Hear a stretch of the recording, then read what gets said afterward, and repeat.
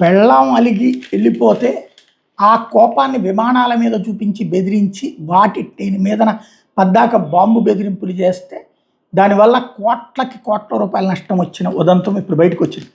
భార్య విడిచి వెళ్ళిపోవడంతో మానసిక ఒత్తిడికి గురై 100 సార్లకు పైగా బాంబు బెదిరింపులకు పాల్పడినట్టు శరత్ సుబ్రహ్మణ్యం శంకర్ అనే వ్యక్తి పోలీసులకు ఇచ్చిన వాంగ్మూలంలో ఒప్పుకున్నాడు.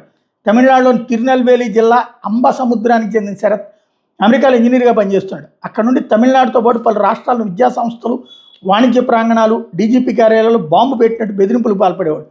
జూలై 22 నుంచి చెన్నైకి వచ్చిన తనని ఉగ్రవాద నిరోధక విభాగం పోలీసులు అరెస్ట్ చేశారు.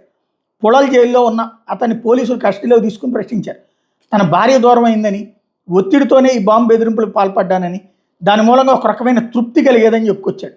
తమిళనాడు వచ్చే విమానాలకే 109 సార్లు బాంబు బెదిరింపులు చేశానని ఒప్పుకున్నాడు.